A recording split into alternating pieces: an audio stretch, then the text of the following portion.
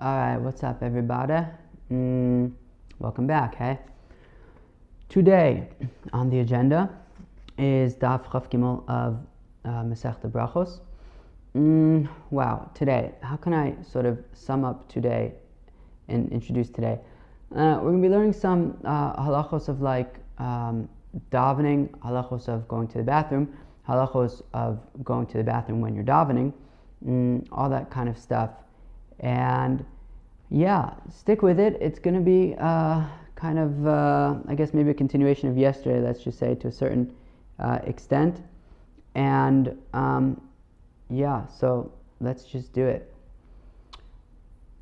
Chaf Beis, Amud Beis, at the bottom is where we're going to start. 2 lines from the bottom at the 2 dots where it says Tana Rabbanan. Tana Rabbanan, Hayo Omid B'Tfila Umayim Shosasin Al Birkav. Great. Somebody was davening, and it sounds like he was basically davening and peeing at the same time. Well, maybe not at the same time.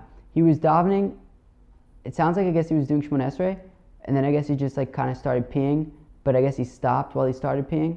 Alright. So so you just kind of finish up what you're doing, finish peeing, and then go back to davening. What about Asher Yatzar? What about washing your hands? I don't know. Leichan Chozer, where does it go back to? So Rav Chizda Rav Amnuna says Machlokas of Chizda Rav Amnuna. Chadam Chozer the Rosh, Chadam Lamakom Shapasak. One of them says you got to go back to the beginning and start over. The other one says no, you can just pick up where you left off. Okay. Let's say that they're arguing about the following thing. Oh,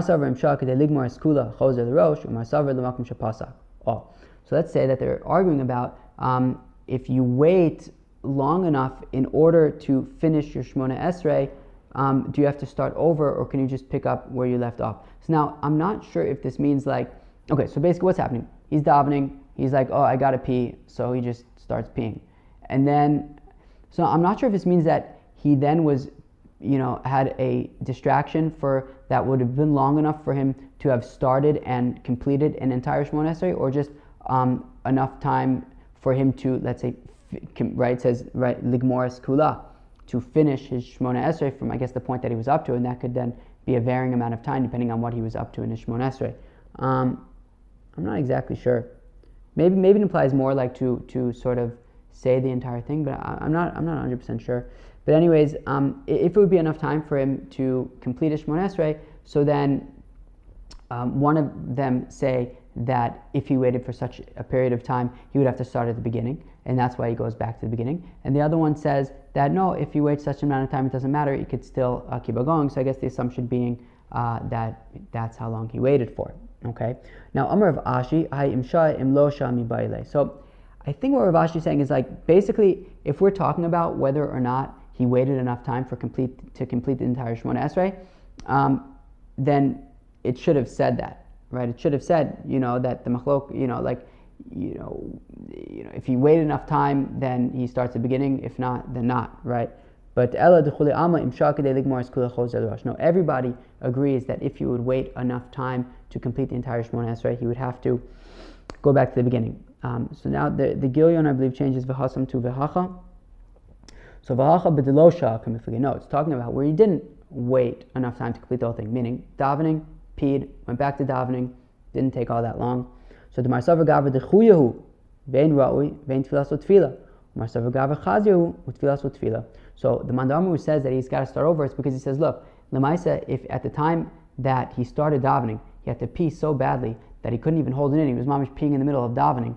So it was tefillah, what he the words that he said until now are really irrelevant. He wasn't a person who was in a place that he could be davening, therefore he has to start over. Whereas the other Mandamar says, no, whatever he said counts, and he finishes peeing and he goes back to davening. Okay, good to know. Tana Rabbanan, the rabbis taught, Hanitzach l'nkavav al yispalo. Okay, so somebody who needs to pee, somebody who needs to go to the bathroom shouldn't daven. Ve'im ispalo, and if he did daven, when he has to go to the bathroom, tfilaso to'eva, his tefillah is an abomination. Wow. Amar Rav Zvid v'tem Rav Yehuda, lo shanu ela she'enu yachol lahashos ba'atzmon. Now that's only if Imamish can't hold it in. Imam, he really needs to go, and yet he davens anyways. So avalim yachol lashos ba'atzmo tefillah so tefillah. But if he needs to go to the bathroom, but he can hold it in, so then his tefillah is a tefillah. Okay, bad comma. How long does he have to be able to hold it in for it to be acceptable to daven? Rav Sheshes ad parsa, until a parsa. Now, if you remember, a parsa was 8,000 amos, which is about 2.5 miles or something like that. So, or like 2 miles, something like that. Right, that would be about 12,000 feet, let's say. So yeah, something like 2 miles, a little bit more, I guess. Anyways, so now I don't know what it means ad parsa. Like ad parsa in a car, ad parsa by foot, ad parsa on rollerblades, scooter. I don't know. But until a parsa, if you can hold it in for a parsa, so then your davening is acceptable. Now there are those who basically say that no, what Rav Zvid and Rav Yehuda said was actually part of the brisa itself, and Rav Sheshes isn't there at all. Meaning, if we go back to the Tanur Rabbanan, so basically what we have is Tanur Rabbanan Nitzrach and Kavav Ayus Balvim Spal Tefillah Toeva. So somebody who needs to go to the bathroom shouldn't daven. If he does, then his tefillah, his prayer is an abomination. And now Bamedvar Mamurim, I'm now back where we are in the Gemara. So Bamedvar Mamurim, when do we say that his prayer is an abomination? B'she'en Yachol. Kishe'en yachol lamod al atzmo, when he's unable to hold it in. Avam yachol lamod al atzmo tefillah so tefillah. But if he can hold it in, so then his prayer is acceptable. Bad kama, and how long is considered being able to hold it in for it to be acceptable? Amar Rav Zvid, and some say it was Rav Yehuda, ad parsa. Okay. Amar Rav Shmuel bar Nachmani, Amar Rav Yonasan, says Rav Shmuel bar Nachmani, the name of Rav Yonasan, and nitzach and kavav, somebody needs to use the bathroom. Harei zet lo yispalel, mishum shnamar hikon likras elokecha Yisrael. So if you need to use the bathroom, you shouldn't be davening, because it says prepare yourselves towards your God Israel, right? So if you need to use the bathroom and you daven anyways, you didn't prepare yourself adequately. Okay, cool. V'amar Rabbi Shmuel bar Nachmani, Amar Rabbi Yonasan, and says Rabbi Shmuel bar Nachmani, the name of Rabbi Yonasan, Ma'idich Sev. What is it? This is actually a super interesting pasuk. So let's take a look at it. It's a pasuk in Koheles. It says Shmor aglecha kashetelech abeis elokim. So the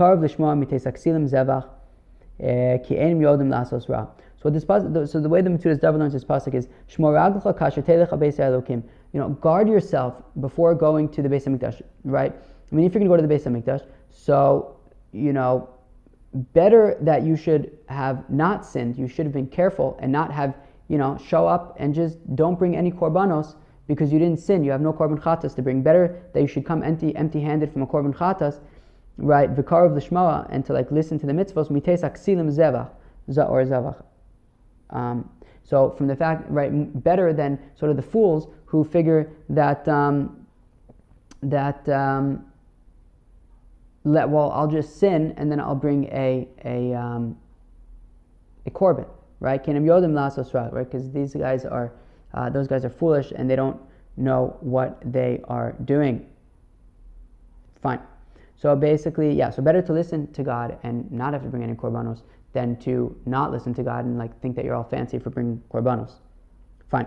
So now the Gemara says, so Ma'idich Sev, what does the pasuk say? Shmor aglecha kasher telech habeis elokim, right? Guard your legs when you go to the Beis Hamikdash. Shmor atzmacha shelo techta, right? Guard yourself so that you shouldn't sin. V'im techata have korban lefanai, and if you do sin, so then bring a so there's an note here that changes it, misha techta v'tavi korban l'fanei, meaning better that you shouldn't sin in the first place and have no korbanos to bring than to sin and bring a korban. Okay, v'kar of l'shma. The pasuk says, be close to listen. Amar Rava have a kar of l'shma divrei chachamim, right? Be close to listen to what the wise people say. Shemchotim mivim korban v'osim tshuva, right? That the wise people, in the event that they sin, so then they bring a korban and they do tshuva. Mites aksilim zevach. Right, from the foolish people who bring sacrifices. Alti kichsilim shechotim umeviim korban ve'einosim tshuva. Right, don't be like the fools who sin and they bring a korban and they don't do tshuva. Ki enam yodim lasos ra, and then the pasuk says because they don't know how to do evil. So the Gemara says, what do you mean the sinners don't know how to do evil? That's what they're good at. If so, then they wouldn't be sinners; they would be righteous people. Alti kichsilim shechotim umeviim korban. Don't be like the fools who sin and bring a korban. Ve'enim yodim im tov im ala tova im avim im ala ra im avim. They don't know wait, what's this sacrifice that I'm bringing? Am I bringing this for good? Am I bringing this from bad? I'm confused, right? Maybe like Kilu, they don't realize that it's not a good thing that they're doing, that they're actually bringing a sacrifice because they did something wrong, right? And they think like, oh, I'm such a tzaddik, I'm bringing a sacrifice, right? So Amar Kadosh Baruch Hu ben tov l'ra'yin mavchinim. They can't even tell the difference between good and bad. Ve'mavim korban lefanai, and they're like just arbitrarily bringing a korban in front of me. Like that's not appropriate. They should get their ducks in a row and realize what they're doing over here. At least do some basic kind of research in advance.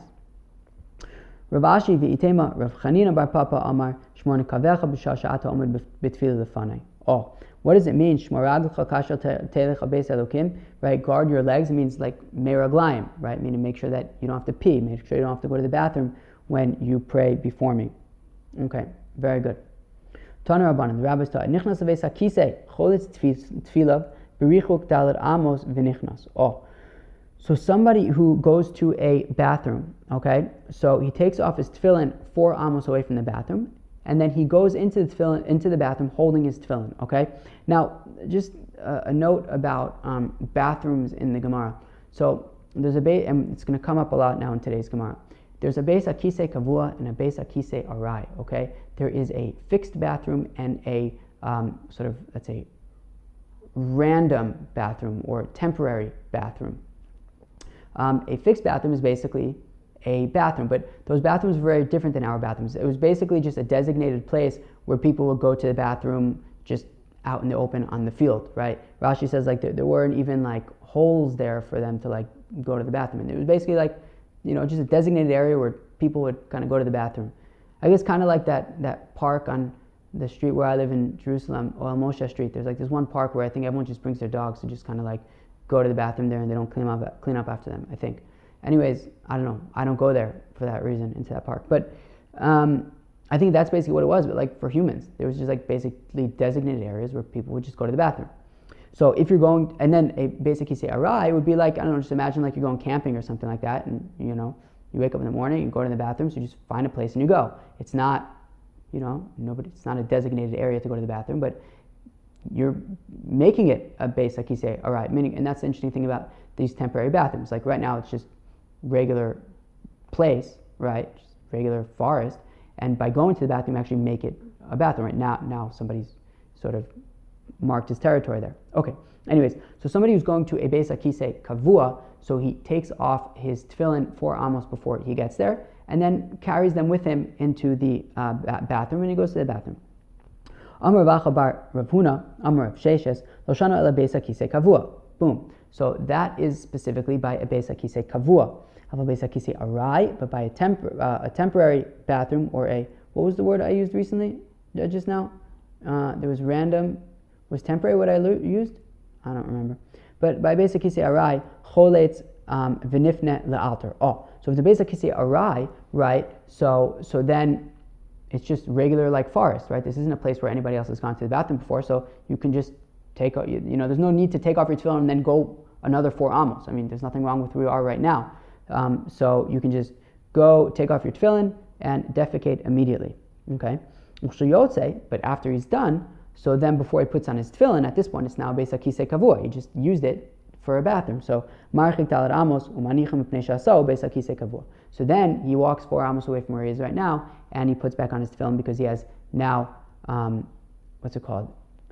Inaugurated it, I guess, as a beis hakisei kavua. Very good. Ibaya lehu, they asked the kasha, ma'ushe yikanes adam b'tefillin lebeis hakisei kavua lahashten mayim. Okay, can a person go to a beis hakisei kavua with it wearing his tefillin, but he's just going to pish? Okay. Ravina Shai, Rav Ada bar Masna, Aser. So Ravina said it's no problem, and Rav Ada bar Masna said that no, it is a problem. You can't do it. Which is interesting. Okay, so Asu Shailua l'Rava. So they went and asked Rava. Amalu Aser. And Rava said, yeah, it's not allowed. Chashinat Shema Yifne Ben, because we're worried that if he goes into pish, he might end up defecating in them, and that would be a problem. Okay. Shema Yafiach Ben, maybe he will pass gas in them. Okay. So it sounds like nobody really has an issue, technically speaking, with pishing in tefillin. Okay. Okay. Interesting. Tanya idach, we have another brayso that says, Anichnas beis hakisei kavua, somebody who goes into a beis hakisei kavua, cholet tefillah brichuk dalet amos, he takes off his tefillin 4 amos before he gets there, umanichem b'chalon asamach l'shus harabim, and he puts them in a window that is close to Rishus Harabim. So basically he takes them off, puts them, stashes them in like a cubby and like a window. V'nichnas, and he goes into the Beis HaKisei Kavua, right? Because Beis HaKisei Kavua, I guess, had like some kind of fence around it or something like that, and you would put it in the window in the fence or something. Why are there windows in the fence? Don't they want privacy?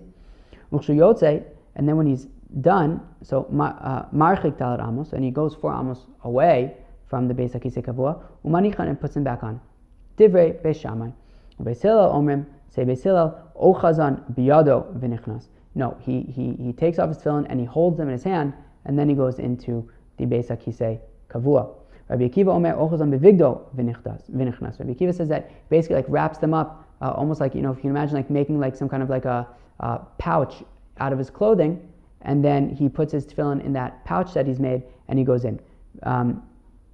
Vivigdo sakadaitich, really, he just makes it a pouch in his clothing. Zimnin mishtali lihu v'nafle. But sometimes the pouch will get undone and the tefillin will fall on the floor.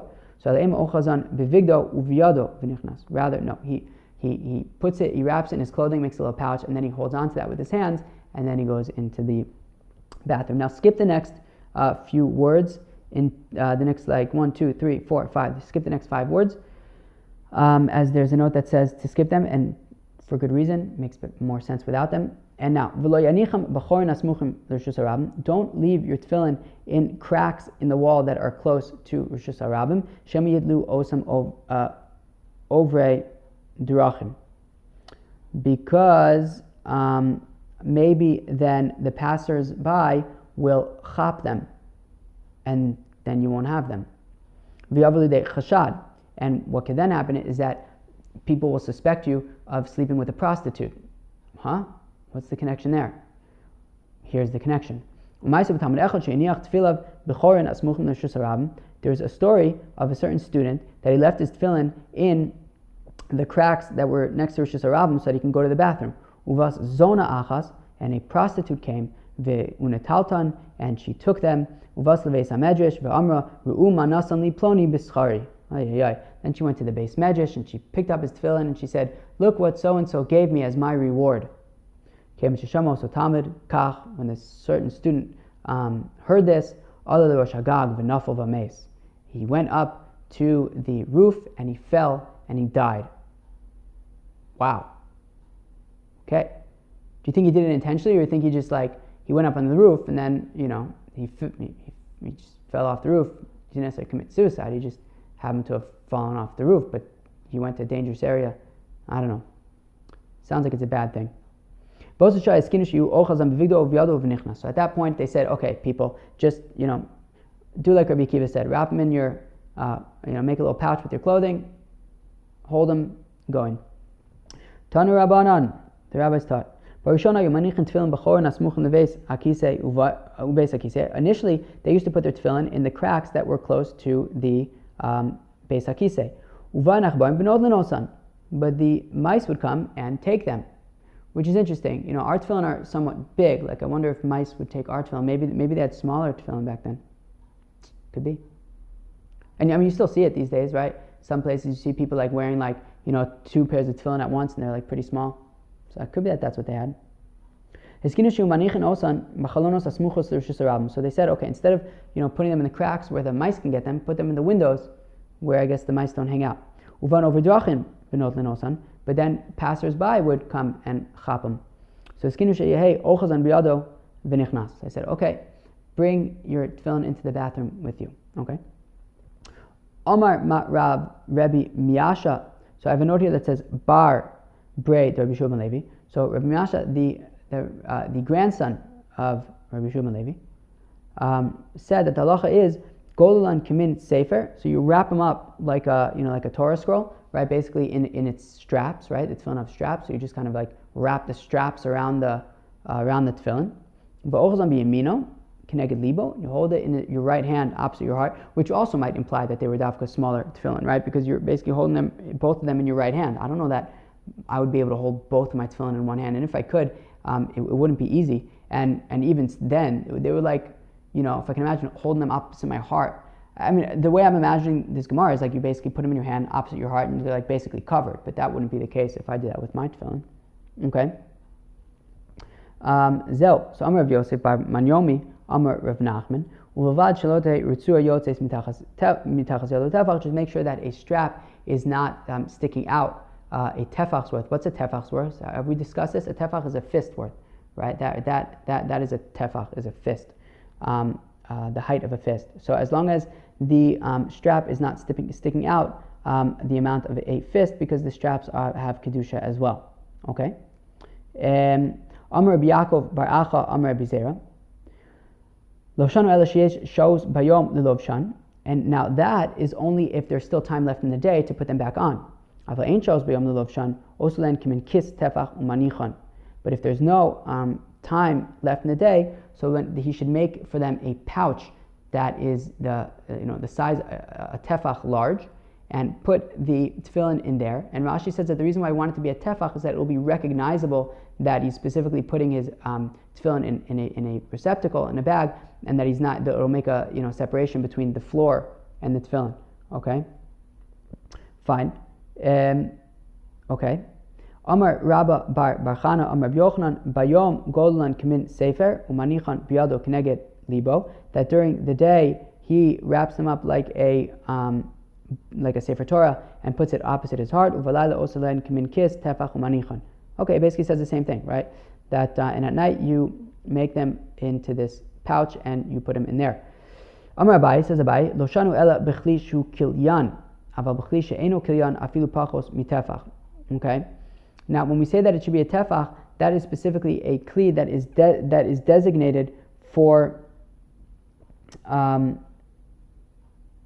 tefillin. And as Rashi says in the Rashi Loshanu, so he says kisa osil tzorkan tichilyan karov lios batel etzlam hilkach bein davar nikar sheichotetz b'fneim. Right? If it's specifically designated for your tefillin, so then they're almost like similar to be batel to them, and therefore you need a tefach's worth to make it recognizable that it's something other than them, and that it's making a separation between the ground and it. But if it's not specifically for tefillin, I don't know, maybe you just like kind of, I don't know, find like a bag or something and put it in there, so it doesn't have to be the size of a tefach. Fine. Great. Fine. Amar Mar Zutra v'itemer Rav Ashi teda sharei pachin ketanim matzilim ba'ol meis. Because even if you have tiny little, vessels, kalim, inside a ohel, some kind of house, that there's a dead person in there, so whatever's in these small containers, even if they're less than the size of a tefach, they will still remain tahor, even though the kli itself is less than a tefach. Okay, beseder. When we would go after Rabbi Yochanan, when he would want to go to the bathroom, so if he was holding a sefer, have a yoivlan, so he would give it to us. But if he was wearing tefillin, he wouldn't give it to us. He would take it inside the bathroom with him. Amar, he said, since the rabbis permitted us to take our tefillin into the bathroom with us, it will protect us. Okay? Amar Rava, and Rava said the same thing. Rav Nachman, when we would go after Rav Nachman, if he was carrying a sefer, yoivlan, he would give it to us to hold for him. Tefillin, lo yoivlan, but if he had his tefillin, so he wouldn't give us his tefillin. Amar hol v'sharuna rabbanan nintaran. Since the rabbanan permitted us to take him into the bathroom with us, it will protect us. Okay. Tana rabbanan. Lo yochaz adam tefillin biyado v'sefer Torah b'zo v'yispal. A person should not hold his tefillin in his hand and a sefer Torah in his arm and daven, right? Because he's going to be thinking too much about the tefillin and about the sefer Torah, and he's not going to be able to focus properly on his prayer. So now, I don't know. I assume that initially I thought that v'lo yashten bohem means that he shouldn't pee while he's wearing his tefillin, but then the Gemara won't make sense. And I looked it up in the Sefaria translation as well. You have to basically define this, or at least one way to define it that allows it to make sense is to say that it's talking about he shouldn't be holding his tefillin and pee at the same time.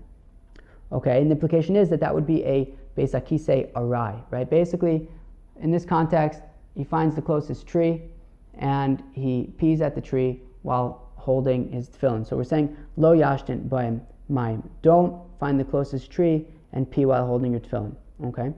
V'lo yishan b'hem, and he shouldn't sleep in his tefillin, okay? Lo shenas keva v'lo shenas arai. Not a temporary sleep, and not a, like don't sleep a good night's sleep in your tefillin, and not even just like a power nap in your tefillin. And Rashi says so that you shouldn't pass gas in them. Okay, very good. Amar Shmuel says, Shmuel sakin umaos v'kaira v'kikar hare elu kiyotze bain.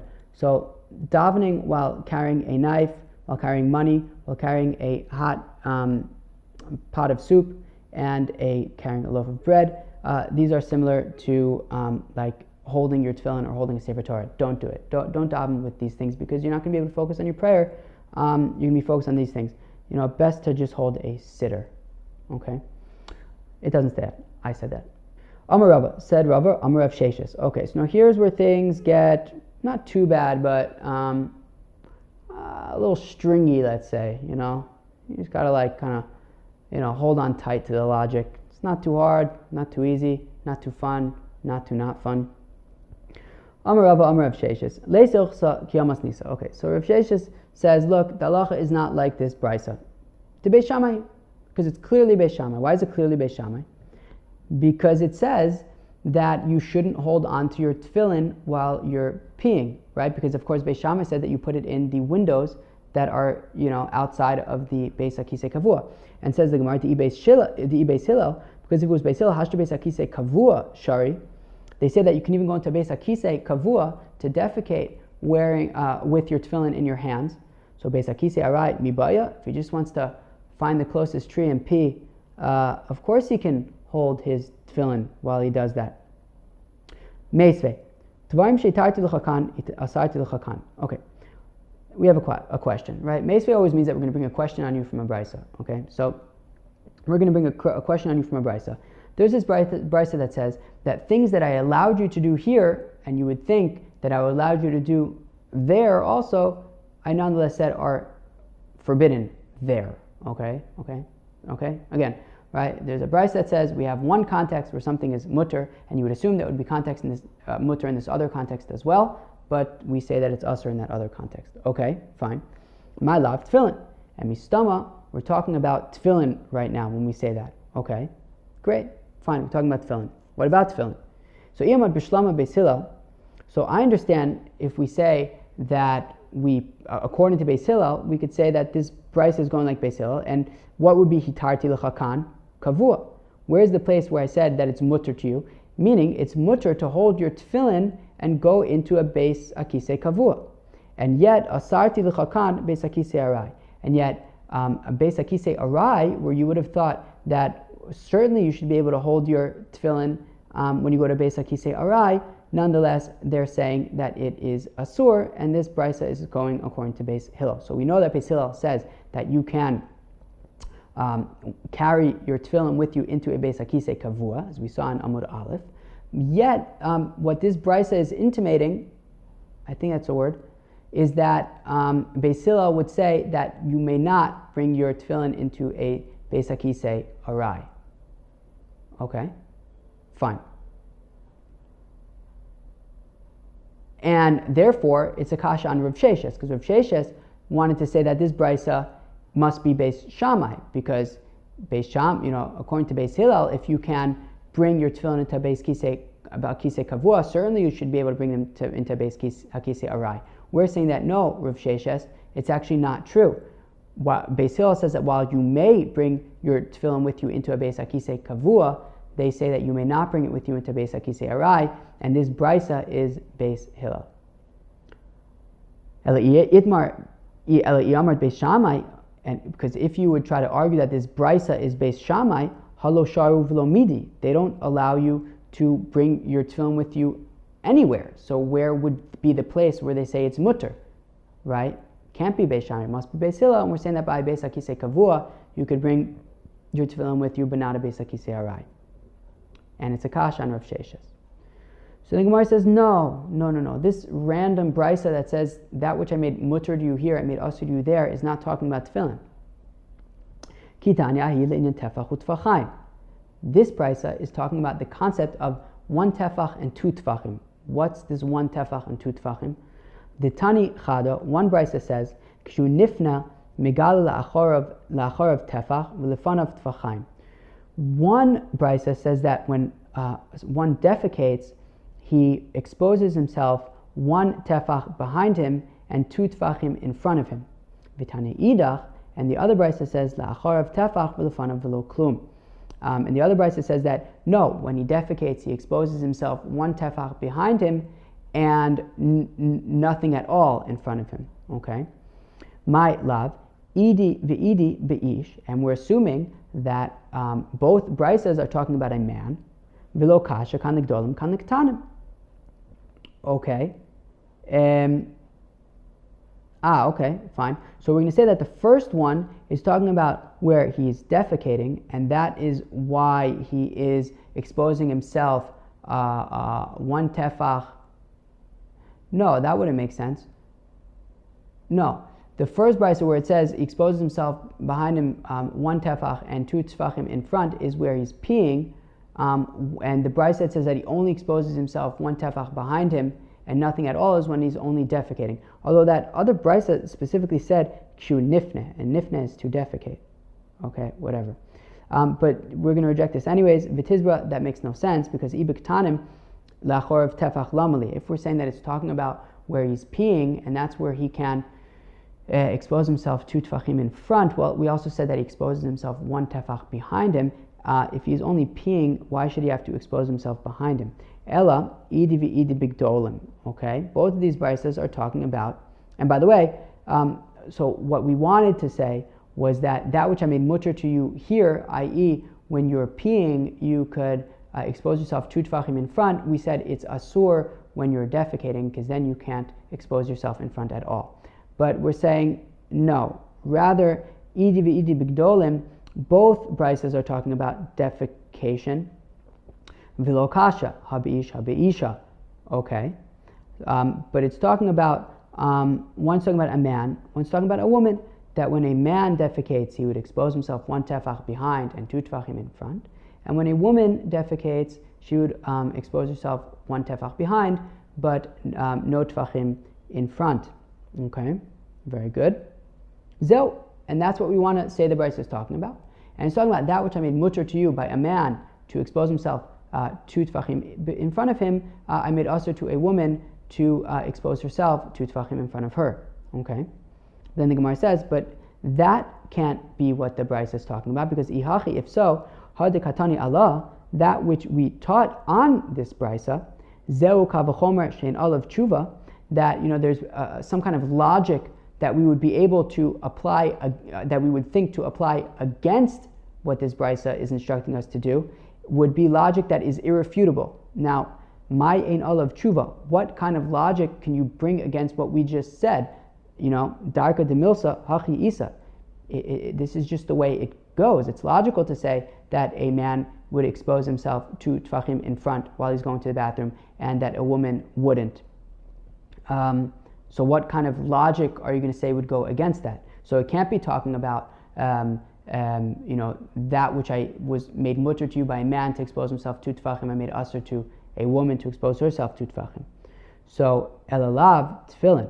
No. So now we go back to our original suggestion, which is that it actually is talking about tefillin, and it is according to Beis Hillel, and it's saying that which I allowed you to do in a Beis Hakisei Kavua, which is to take your tefillin in with you, I made asur to you in a Beis Hakisei Arai, and that you're not allowed to bring your tefillin in with you to Beis Hakisei Arai to pee. Okay, fine. Now utiyuvta, the Rava Amar Rav Sheshes tiyuvta, right? And it's a kasha on Rava Amar Rav Sheshes, because Rava Amar Rav Sheshes said that according to Beis Hillel, you would be able to bring your tefillin with you to a Beis Hakisei Arai to pee, right? Now, but we just proved that no, Beis Hillel says that even though you can take it into a Beis Hakisei Kavua, you cannot take it in with you to a Beis Hakisei Arai. But mikol makom kasha. But still, what about that logic that we referenced earlier? Hashta beis hakisei kavua shari beis hakisei arai lo kol sheken. If we say that you could bring your tefillin in with you to beis hakisei kavua, well then certainly shouldn't you be able to bring your tefillin with you into a beis hakisei arai? So hachi kamar. This is what we're saying. Beis hakisei kavua dileka nitzotzos shari. So beis hakisei kavua, where you're defecating and you don't have to worry about splattering. I guess in most cases. Anyways, I guess when you're peeing, so then some of the urine can kind of splatter on your leg, and therefore we don't want you bringing your tefillin with you, because then if you have to clean up your legs afterwards, then you'll be holding your tefillin. But what about, you probably have to clean up yourself after defecating also. Aren't you going to be wearing your tefillin? I don't know. So kavua deleka nitzotzos shari beis hakisei arai dika nitzotzos asrei. But beis hakisei arai, when he goes to pee, it's also to bring his tefillin, because in case he has to clean up after himself, he doesn't want to be holding his tefillin. If this is the case, amai ein alav tshuva ma'ayisai. Well, 1 second. Meaning, we said about this brisa, right? Again, the brisa says that which I said is asur to you in a beis hakisei kavua. No, that which I allowed you to do in a beis hakisei kavua, to bring your tefillin in, I nonetheless said is asur to bring your tefillin with you to a beis hakisei arai to pee. Now, we said upon that, and now there's a logic that you will apply to try and refute this, and that will be a logic that is irrefutable, right? And what is that logic? We said that logic is that, well, if I could bring my tefillin into a beis hakisei kavua, certainly I should be able to bring them in with me to a beis hakisei arai.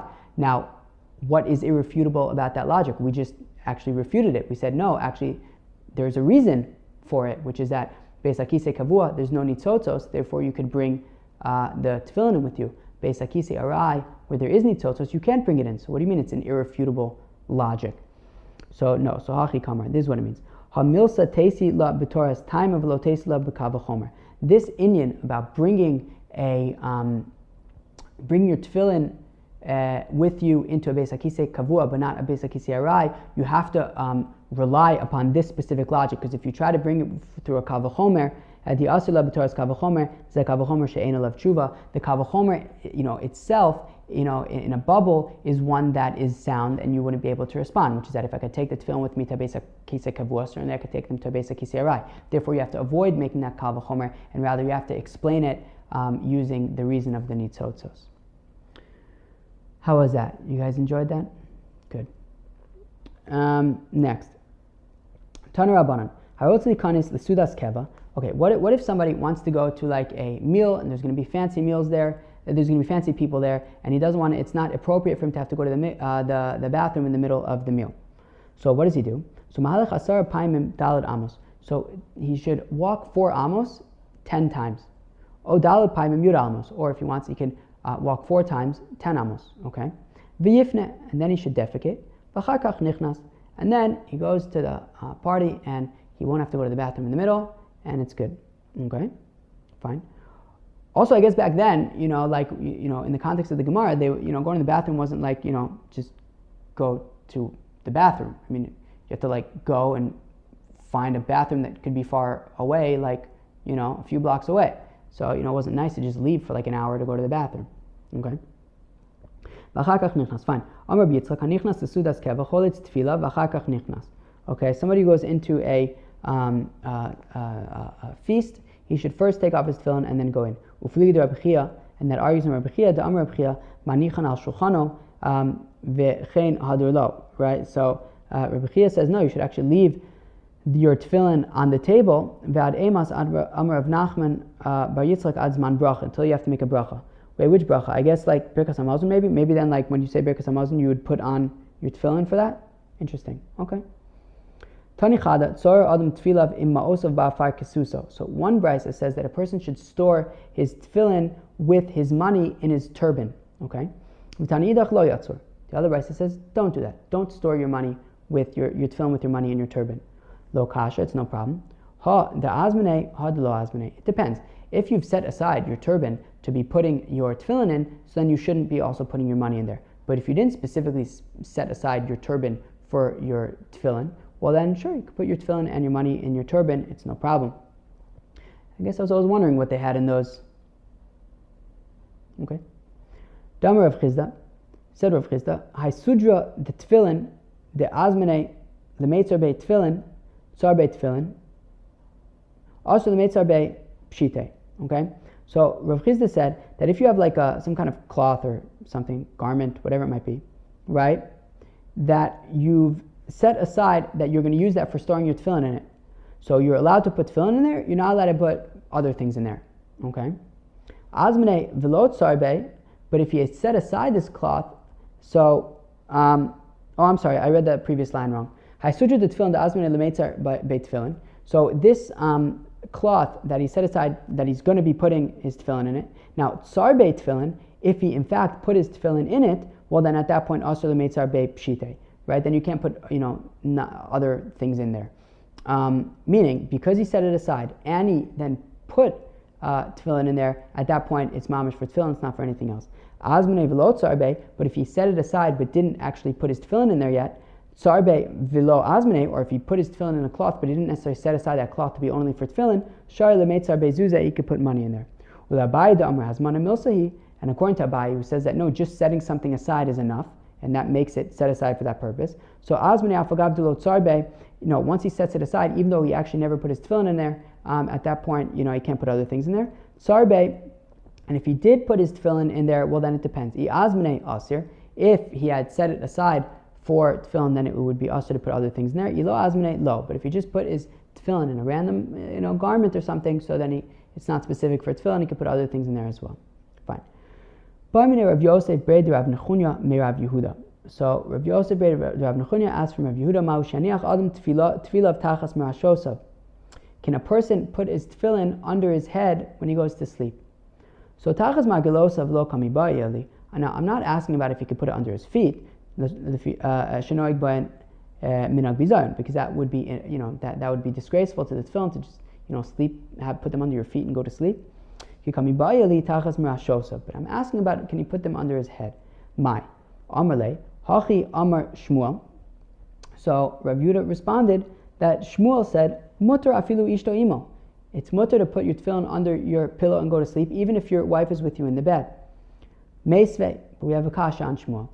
Lo yaniach adam tefillah tachas meraglosav mipnei shenoig bohem derech bizayon. A person should not put his tefillin under his legs and go to sleep, because that would be disgraceful to the tefillin. But he can put them under his head. Okay. Ve'im haisa ishto imo aser. But if his wife was with him in the bed, so then he cannot put them under his pillow, which is a kasha on what Shmuel said, that he can even if his wife is with him. Now, if there was an area that was 3 tefachim above his bed, or 3 tefachim below his bed, mutter, then you would be allowed to put your tefillin there. So tiyufta d'shmuel tiyufta. So we have a brisa that is contradicting Shmuel, and that's a problem for Shmuel. So it would sound like if your wife is with you in bed, then you should not be putting your tefillin under your head. Amar Rava, afagav d'tanya tiyufta d'shmuel hilchasa kavasei.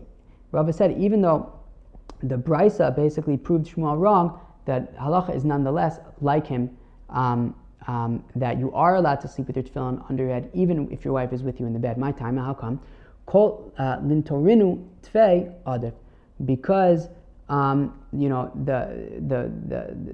the more you can protect your tefillin from mice and other things, the better. Therefore, you can keep it under your tefillin, under your head, even if your wife is with you in the bed. Let's go on a little bit, just to get to a good stopping point. Where do you put the tefillin? Rabbi Yirmiyah said you put them between the pillow and the mattress, shelo keneged rosho, but not mamish right under your head, just somewhere else under the pillow, between the pillow and the mattress. Rabbi Yirmiyah ben ker lekeses shelo keneged rosho. Rabbi Yirmiyah. Oh, I just read that. Fine. V'atani Rabbi Chia manichan bekova tachas mirashosav. But didn't Rabbi Chia say that you put it in some kind of like pouch and put that under his head? So demapikle lemursha dekova levar. So no, that even though basically it was like a larger bag, and the sort of the lump where the actual tefillin were outside of where his head was, and his head was just kind of like on a different part of the bag. Bar kapara tsarlu bechilsa umapik lemursha on levar. Bar kapara would put it would like tie his tefillin into like the curtain that was surrounding his bed, and the bulge of the tefillin would be outside of the curtain. Rav Shisha Brei Rav Idi Manachlu Ashar Shifa Ufar Isudra Ilavayu, I guess. So Rav Shisha would put the Brei Rav Idi would put his tefillin on a bench and then cover them with some kind of a covering. Amar Rav Amnuna Brei Rav Yosef Zimna Chada Hava Ka'imna Kami de Rava. Rav Amnuna Brei Rav Yosef said that one time he was by Rava, and he said to me, Zil Aisili Tefillin, go get me my tefillin. Vashkachasinu ben ker lekeseh shelo keneged rosho. And he found them between his pillow and his mattress, but not under, I guess, where his head would be. And I happened to know that it was the day that his wife went to the mikvah, i.e., they had been sleeping together.